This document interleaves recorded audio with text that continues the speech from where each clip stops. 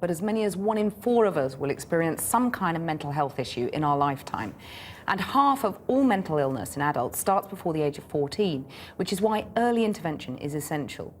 But today's report by the Health Select Committee criticises children's mental health services from prevention through to inpatient services. They found serious and deeply ingrained problems throughout the system.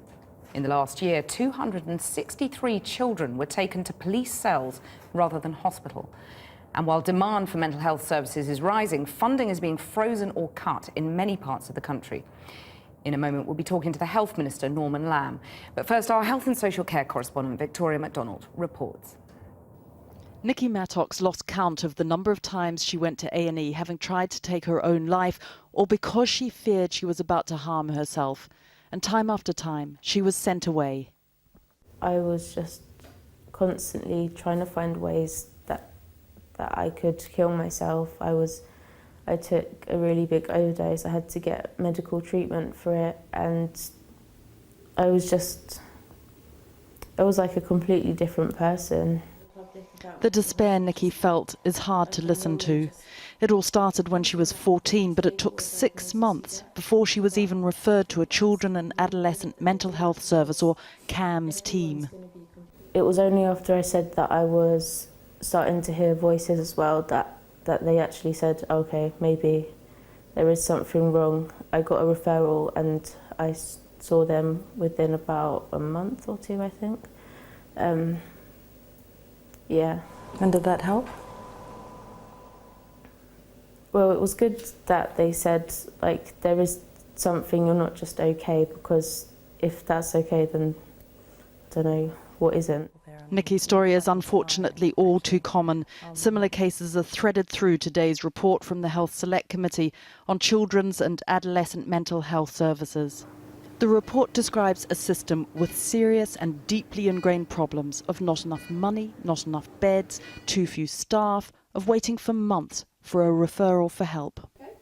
The question that most parents would probably want answered is why there's been such a massive increase in the number of referrals of young children with mental health problems. And this report today doesn't attempt to answer that. Instead, though, it talks about the impact on services, including one rather disturbing paragraph here, which says that some mental health teams are not even accepting a referral, won't see a young person unless they have tried to kill themselves at least once.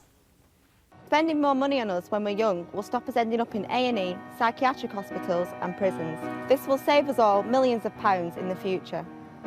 Mental health is as important as physical health And needs to be everyone's business.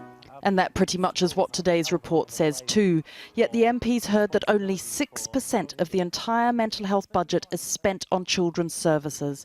And surveys have shown that spending has been cut dramatically in some parts of the country. The bulk of our investment needs to go into prevention services and helping young people before they become so unwell that they need an admission to hospital. It costs £25,000 a month for somebody to be in an inpatient bed. And you have to ask yourself, for every young person who's there, could we have done more to prevent them needing to be admitted in the first place?